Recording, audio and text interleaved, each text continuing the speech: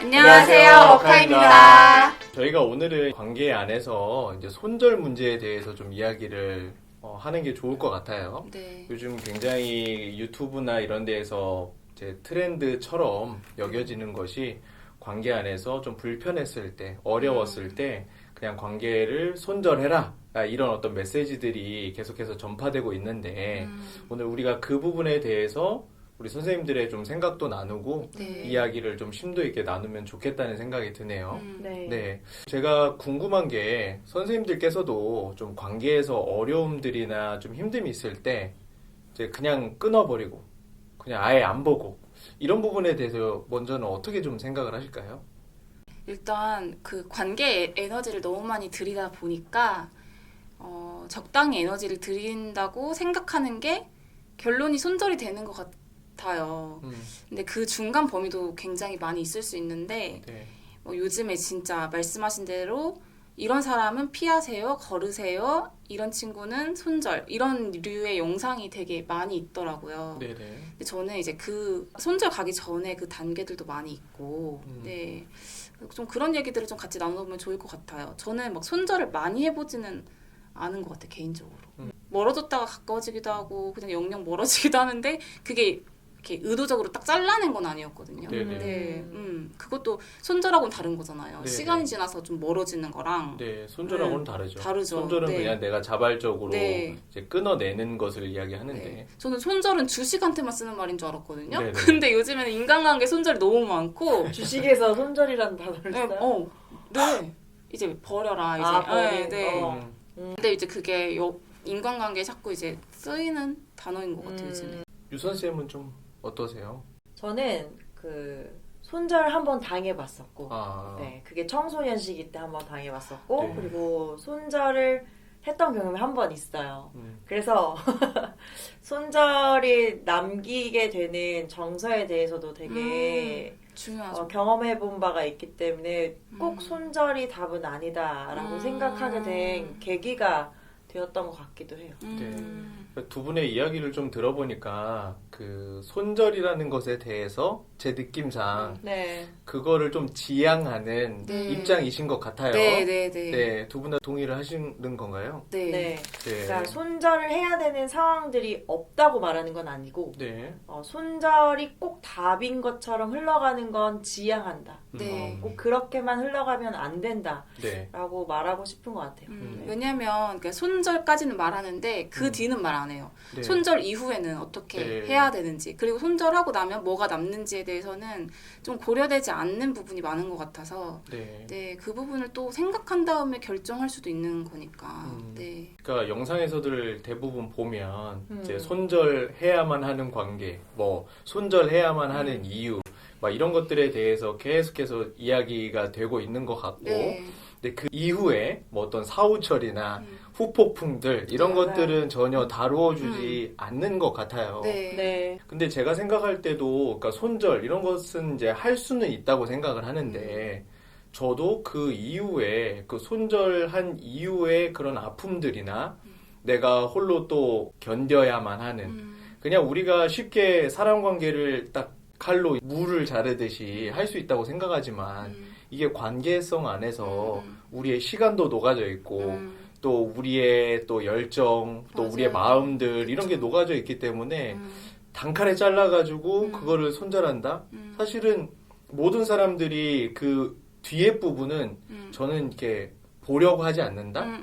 좀 외면한다? 이런 생각이 좀 저도 많이 들거든요. 네. 네.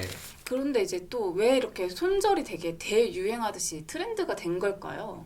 불편해서 아닐까요? 그냥? 불편해서. 그리고 나한테 이제 내가 짜증나니까 싫으니까 근데 그 전에는 우리가 손절에 대해서 생각하지 않았을 때는 네네. 우리는 어떤 식으로 관계를 했었던 거죠? 그러면 손절 어느 지경까지 가서 손절을 막 이렇게 하게 된 거지? 근데 지금은 손절이라는 단어를 쓰는 건데 어릴 적에 보면 나 너랑 절교할 거야. 절교. 그쵸, 절교, 어릴 땐 절교를 절교였지. 하잖아요. 맞아요, 맞아요. 나 너랑 절교야.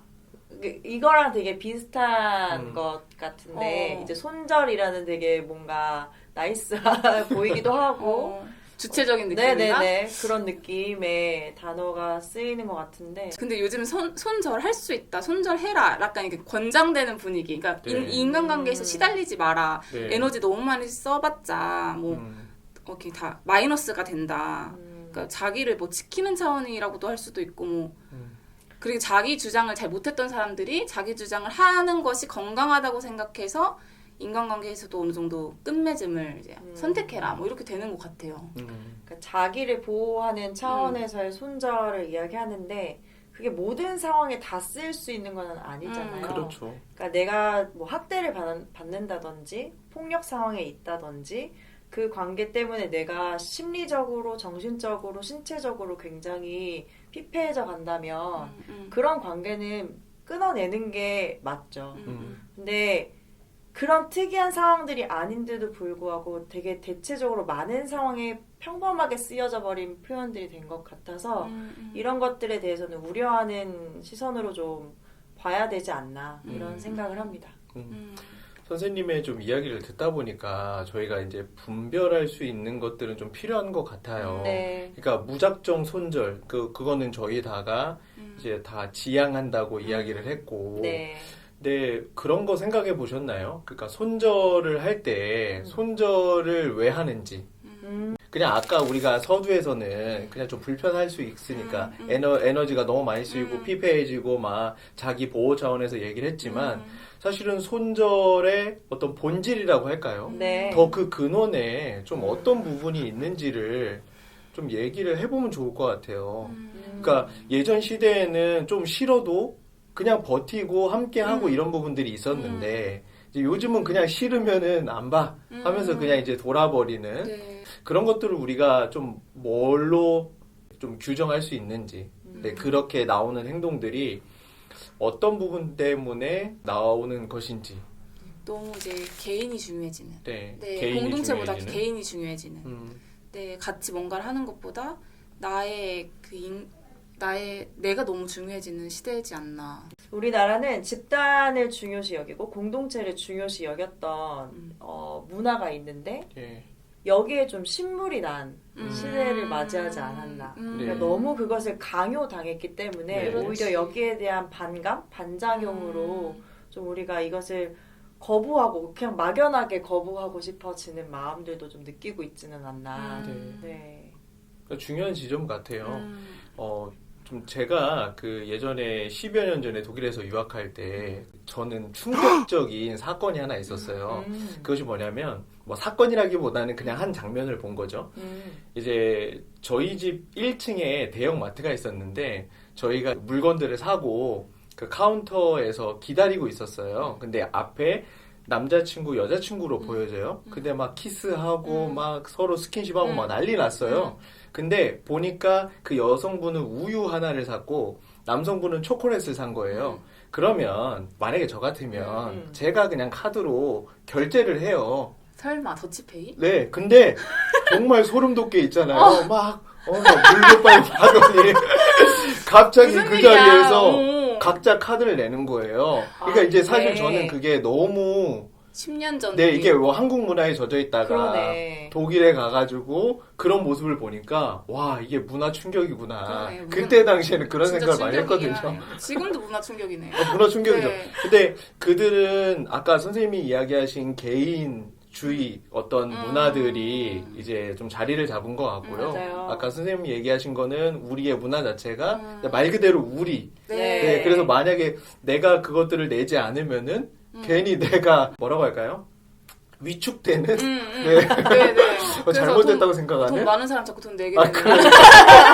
더치페이 문화를 우리 좀 그러니까. 만들어야 돼요. 네, 그렇죠? 맞아요. 우리의 웰빙을 위해서. 네, 그러니까. 관계는 웰빙이다라고 말씀하신 이현진 선생님의 발언이었습니다. 더치페이를 일상화해야 돼요. 아이, 맞아요. 네. 일상화. 근데 근데 이 더치페이가 되게 우리한테도 이제 자연스럽게 받아들여지기 네. 시작하긴 한 것 그건 같아요. 맞아요. 우리도 네. 개인이 중요해지게 됐으니까. 어떤 면에서는 관계가 오래 가기 위해서는 우리가 더치페이를 해야 오래 갈 수 있다라고 아, 또 그러니까 말하기 그 말이, 시작했으니까. 그러니까 어쨌거나 이제 처음에 질문을 해주셨던 손절을 할 수밖에 없었던 그 마음은 근원은 무엇인가에 대해서 얘기해보자고 하셨잖아요. 네네. 개인이 너무 이제 공동체 문화 안에서 억압되거나 강요되었던 것 때문에 이제 이런 것들이 더 생겨나고 있는 것 같다. 저도 한편으로는 가족이 너무 중요해가지고 개인의 힘을 잃는 건 정말 반대거든요. 네. 건강하지도 않을 뿐더러. 네.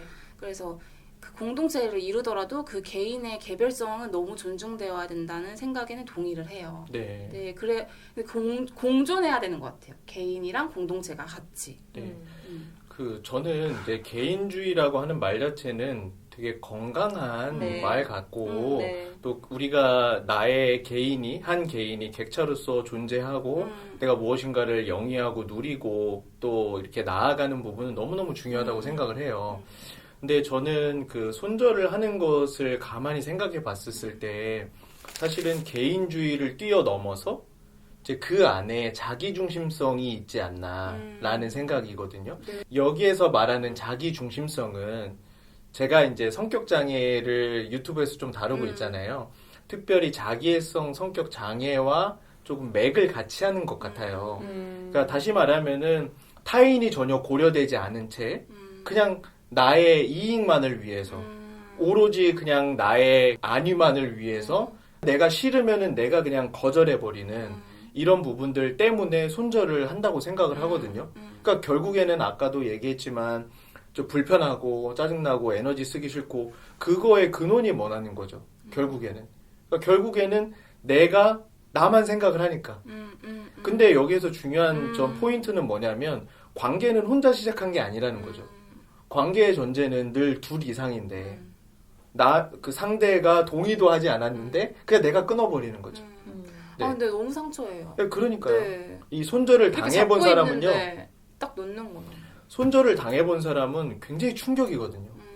그러니까 본인은 그냥 털어낼 수 있을지는 몰라도 네, 안 털어질 것 같아요. 근데 눈 쪽도. 사실 쉽지는 않죠. 네. 네.